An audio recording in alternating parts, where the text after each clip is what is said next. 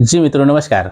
लक्ष्य GS cracker में सारे मित्रों का बहुत-बहुत स्वागत है। जैसा कि आपको पता है कि अभी हाल ही में यूपीएससी का नोटिफिकेशन आ चुका है और बहुत सारे साथी हैं जो सपने देख रहे हैं कि हम इसी बार फाइनल करेंगे आईएएस बन करके।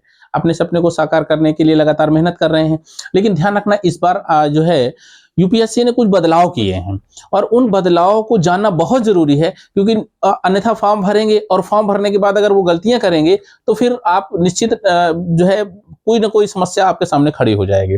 तो क्या बदलाव किया है यूपीएससी ने, मुझे फॉर्म के समय हमें कौन-कौन सी सावधानी रखनी चाहिए, क्या-क्या चीज़ें हमें ध्यान रखनी है, वो सारी चीज़ें हम लोग इस वीडियो में कवर करेंगे और ये भी बताएँगे कि यूपीएससी ने जो एग्ज़ाम कंडक्ट कराने का फैसला लिया है, उसमें कितनी वैकेंसी हैं। तो आइए हम लोग जानते हैं डिटेल में। सबसे पहले मैं आपको बता दूँ कि 22 जनवरी को जो है एक नोटिफ़िकेशन जारी हुआ है और 157 पेज का नोटिफ़िकेशन जारी हुआ है ना? और पूरा नोटिफ़िकेशन पढ़ना बड़ा मुश्किल है। तो यहाँ ध्यान रखिएगा, बहुत सारी समस्याएँ यहाँ पर बच्चे फेस कर रहे हैं। एक चाहे ओटीआर फॉर्म भरने को लेकर के हो, दूसरा चाहे फ़ोटो स्कैन करने को लेकर के हो, चाहे आईडी प्रूफ़ को लेकर के हो, चाहे सर्टिफ़िकेट को लेकर के हो। जो भी आरक्षित वाले अभ्यर्थी हैं, उनको कौन-सा सर्टिफ़िकेट मान्य है, कौन-सा माना जाएगा, कौन-सा नहीं माना जाएगा, इसमें बड़ी कन्फ्यूज़न चल रही है।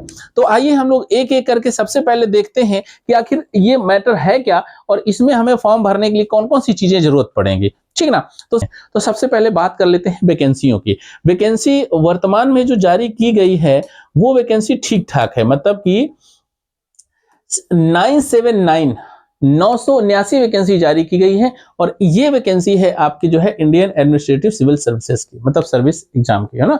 आईएएस की बात करते हैं। आईएएस बनने के लिए आपके पास चांस है। इसमें से कुछ प्रॉपर आईएएस के लिए हैं, है ना? और कुछ आईपीएस के लिए हैं और यहाँ पर इंडियन फॉरेस्ट सर्विस के लिए 150 वैकेंसी अलग से आपको दी जा रही है। और ये वैकेंसी के लिए फॉर्म भरने का जो क्राइटेरिया है, जरा वो ध्यान रखिएगा। सबसे महत्वपूर्ण वही है कि अगर आप अच्छे से फॉर्म भरेंगे तो मुझे लगता है दिक्कत नहीं होगी। सबसे पहले जो सबसे चर्चित मुद्दा है उसी की चर्चा कर लेते हैं कि देखिए जो है आप ये मान के चलिए कि अगर आप ओबीसी में आते हैं, ठीक है ना?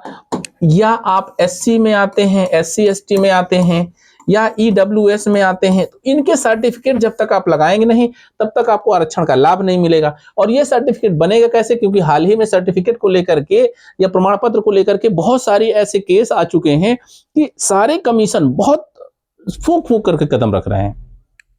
तो सबसे पहले आप समझ लीजिए कि जो ओबीसी का सर्टिफिकेट है उसमें आप समझिए कि केंद्र सरकार में, केंद्र में और राज्य में कुछ अंतर हैं।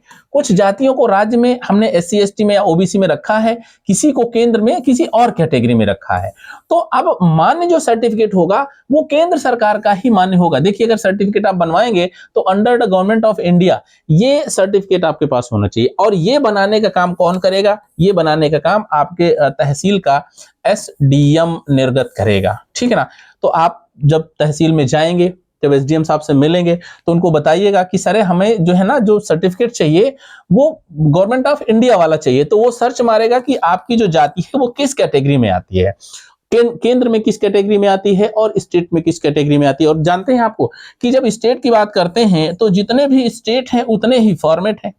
तो इन फॉर्मेट में पता ही नहीं चलता है कि कौन सा फॉर्मेट सही है, कौन सा गलत है। तो अब यहाँ पर एक चीज ध्यान रखिएगा, एससी एसटी के लिए तो बहुत ज्यादा वेरिएट नहीं करता है, एक बार अगर सर्टिफिकेट बन जाएगा तो चल जाएगा। लेकिन यहाँ पर ओबीसी ईडब्ल्यूएस के लिए जब 8 लाख इनकम की बात करते हैं तो 8 लाख इनकम का क्राइटेरिया वो बताएंगे कि कौन कौन से लोग 8 लाख क्राइटेरिया में आते हैं और उनको सर्टिफिकेट कौन सा बनेगा।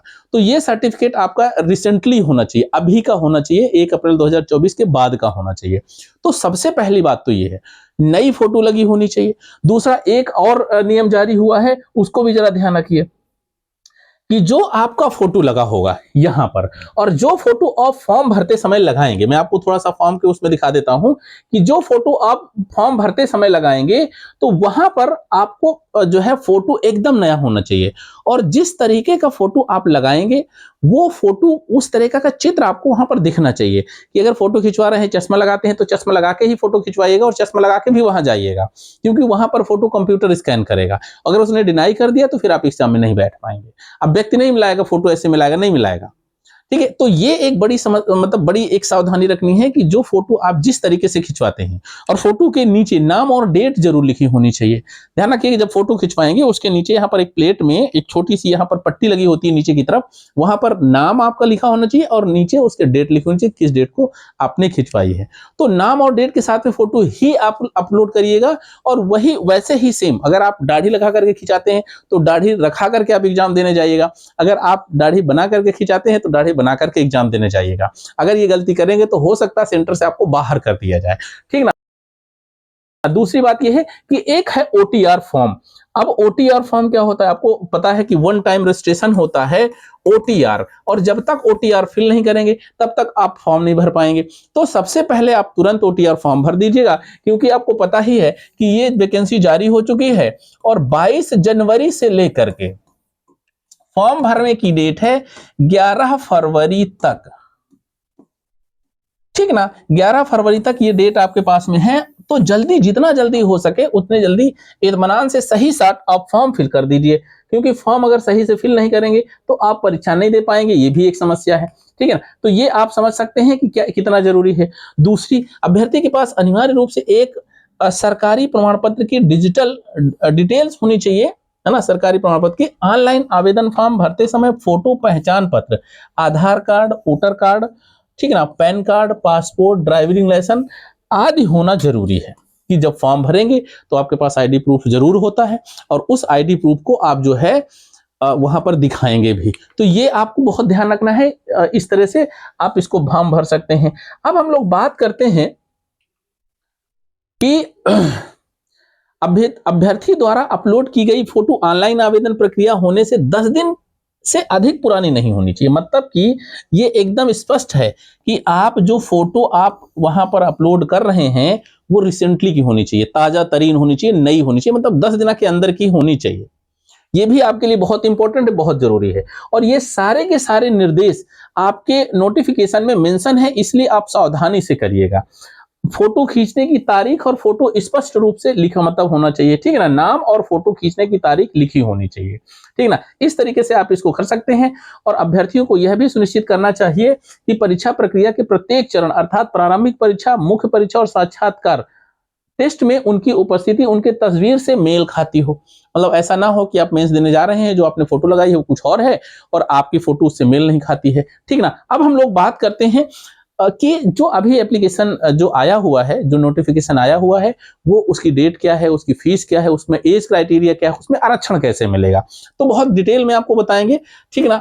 और डिटेल में जितनी आपकी जानकारी है उतनी इसमें कंप्लीट हो जाएगी। सबसे पहले तो आप ध्यान रखिएगा कि ये जो एप्लीकेशन फॉर्म है वो 22 जनवरी से इशू हो चुका है, 22 जनवरी 2025 से। अच्छा, लास्ट डेट इसकी क्या है, तो 11 फरवरी 2025 तक आप फॉर्म भर सकते हैं। लास्ट डेट पे फी एग्जाम का वही डेट है जो कि एग्जाम डेट की अंतिम तिथि है फॉर्म भरने की, वही फीस सबमिट करने की अंतिम डेट है, ठीक है ना। अब इसमें कोई गलती अगर हो जाती है तो आप 12 फरवरी से 18 फरवरी तक मात्र 6 दिन आपको मिलेगा। अगर कोई गलती आप कर देते हैं और आपको समय रहते पता चल जाती है तो आप इसको जो है मॉडिफाई कर सकते हैं, करेक्ट कर सकते हैं, ठीक है ना। उसके बाद फिर आपको जो है यूपीएससी आईएफएस के और डेट भी आपको पता चल गई है कि अब ये एग्जाम जो फॉर्म भरेंगे ये होगा कब, तो ये एग्जाम आपका होगा 25 मई को। 25 मई 2025 को ये एग्जाम पड़ेगा। तो यहां पर एग्जाम डेट भी मेंशन है और इत्मीनान से आप इसको फॉर्म भरिए और टारगेट करके तैयारी करिए, ठीक है ना। पहली बात। दूसरी चीज ये कि जो आपको फीस सबमिट करनी है वो जनरल, ओबीसी और ईडब्ल्यूएस को मात्र फीस सबमिट करनी है और वो फीस है मात्र 100 रुपए।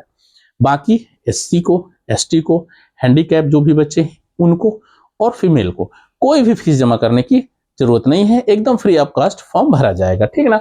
अब बात कर लेते हैं हम अगले उसकी, ठीक है ना, कि यहां पर कितने अटेम्प्ट आपको मिलते हैं एग्जाम में। तो जनरल कैटेगरी के लिए पहली बात तो एज रिलेक्शन समझ लीजिएगा कि कितनी एज होनी चाहिए। तो एज आपको पता है कि 21 साल से 32 साल तक के अभ्यर्थी इतने वर्ष के बीच में है तो आप आईएएस बन सकते हैं या यूपीएससी का फॉर्म भर सकते हैं, ठीक है ना। अब इसमें कुछ कैटेगरी के हैं उनको रिलैक्सेशन मिलेगा। अब यहां पर अटेम्प्ट कितने मिलेंगे, तो जनरल के लिए आपको कितने अटेम्प्ट मिलेंगे, जनरल के लिए 6 अटेम्प्ट मिलेंगे, 6 बार वो आईएएस का जो है फॉर्म भर सकता है और परीक्षा दे सकता है। 6 चांस मिलेंगे। ये बहुत जरूरी है कि 6 चांस को आपको, जब आपकी बहुत अच्छी तैयारी हो जाए तभी आपको अटेंड करना है। ऐसा ना हो कि आप देखने के चक्कर में फॉर्म भर दें, और अब तो आप अगर फॉर्म भर दिया है और आप किसी भी उसमें अगर मतलब नियमों का उल्लंघन करते हैं तो आपके लिए दिक्कत हो सकती है। तो इसलिए चांस मत खोइएगा, और जब तैयारी अच्छी हो जाए तब आप फॉर्म भरिएगा। और अनलिमिटेड मतलब इसके लिए 6 बार जनरल के लिए है, और एससी के लिए कोई क्राइटेरिया नहीं है। मतलब वो 21 से 32 साल तक तो सभी को मिलती है, और 5 साल तक एज रिलैक्सेशन मिलता है, 5 वर्ष, अर्थात 5 और 32 जोड़ेंगे तो 37 साल होता है। अगर आप एससी एसटी में हैं तो आप 37 साल तक आईएएस का फॉर्म भर सकते हैं, ठीक ना। दूसरी बात, अगर ओबीसी की बात करते हैं तो ओबीसी को 3 वर्ष का एज में छूट मिलती है, अर्थात एज रिलैक्सेशन मिलता है। तो 6 अटेम्प्ट जनरल को मिलते हैं और 3 वर्ष की छूट मिली तो 3 अटेम्प्ट और मिल गए, तो 3 यहां पर और जोड़ दिए, अर्थात टोटल 9 अटेम्प्ट मिलेंगे, ठीक ना। मतलब 6 में 3 जोड़ेंगे तो यहां पर टोटल ओबीसी को 9 अटेम्प्ट मिलते हैं, ठीक ना। वैसे ही 9 attempt for GL, EWS, OBC unlimited for SC ST candidates को। और ईडब्ल्यूएस में अगर है तो भी आपको 9 अटेम्प्ट मिलेंगे, ठीक ना। तो यहां पर ध्यान रखिएगा, ईडब्ल्यूएस जो भी जनरल कैटेगरी के लोग हैं, जो जनरल कैटेगरी के कैंडिडेट हैं, उनको जो है ईडब्ल्यूएस का अगर आप फॉर्म मतलब आपके पास सर्टिफिकेट है तो आपके पास भी चांस 9 है, अर्थात आप कितने वर्ष तक दे सकते हैं, तो इसमें आप 3 वर्ष और जोड़ लीजिएगा, अर्थात 35 वर्ष के हैं तो भी आप आईएएस का फॉर्म भर सकते हैं और परीक्षा दे सकते हैं। तो मुझे लगता है ये बात एकदम क्लियर हो चुकी होगी। अब बात कर लेते हैं हम लोग एज की, ठीक है ना। एज की बात कर लेते हैं, तो एज की जो काउंटिंग होगी वो कब से होगी, तो पहली बार 21 से 32 साल होनी ही चाहिए, और साथ में 3 साल का ओबीसी को, और यहां पर आप ईडब्ल्यूएस की कैटेगरी ऊपर जो मैंने दिखाई है वो भी आप यहां पर जोड़ लीजिएगा, ठीक है ना। ईडब्ल्यूएस और ऊपर की जो भी कैटेगरी है, 3 वर्ष का यहां पर आपको रिलैक्सेशन मिलेगा, अर्थात 9 अटेम्प्ट दे सकते हैं, और एससी एसटी को 5 ईयर मिलेगा, अर्थात 37 वर्ष तक वो परीक्षा दे सकता है। इसमें अटेम्प्ट काउंट नहीं किए जाएंगे। और एज की गणना आप ध्यान रखिएगा, एज की गणना होगी 2 अगस्त 1993 से 1 अगस्त 2004 के बीच में होनी चाहिए, अर्थात 21 से 32 साल इतने में ही पूरे हो जाएंगे, समझ रहे हैं। तो ये आप जानकारी रख लीजिए, उसके बाद आप जो है इसको करिएगा। अच्छा हाँ, इसमें आरक्षण कौन कौन से हैं, तो आरक्षण के लिए मैंने बता दिया है कि 3 साल के लिए ओबीसी को और एससी एसटी के लिए 5 साल का एज रिलैक्सेशन मिलेगा। और कुछ जो है इसमें कुछ और कैटेगरी हैं जिनके लिए आप जो है एप्लीकेशन पर थोड़ा सा नजर डालिएगा कि अगर उस कम्युनिटी से आप आते हैं या उस कैटेगरी में आते हैं तो आप उनको भी देख सकते हैं, ठीक ना। तो किस तरह से आपको जो है ये रिलैक्सेशन मिलेगा, ठीक है। तो अगर आप आईएएस का फॉर्म भरने जा रहे हैं, यूपीएससी का फॉर्म भरने जा रहे हैं, ठीक है ना, सपना देख रहे हैं आईएएस बनने का, तो ये बहुत जरूरी है। फोटो बहुत सावधानी से खिंचाइएगा, जिस तरीके से फोटो खिंचाइएगा वही फोटो वहां लगाइएगा। फोटो में नाम और डेट पड़ी होनी चाहिए। सर्टिफिकेट आपका सही तरीके से बना होना चाहिए, है ना, उसमें लिखा होना चाहिए तो गवर्नमेंट ऑफ इंडिया या भारत सरकार लिखा होना चाहिए। वो एसडीएम ही बनाएगा, जिले से ही बनेगा आपका, लेकिन उसमें ऊपर सर्टिफिकेट आराम से लिखा होगा वो, क्योंकि उस कैटेगरी में आप आते हैं कि नहीं, वो सेंट्रल वाले चार्ट में जरूर दिया होता है, ठीक है ना। तो ये रही आपकी जानकारी, और अगर आपको जानकारी अच्छी लगी हो तो लाइक और शेयर जरूर करिएगा। मिलते हैं अगली वीडियो में, तब तक के लिए नमस्कार, जय हिंद।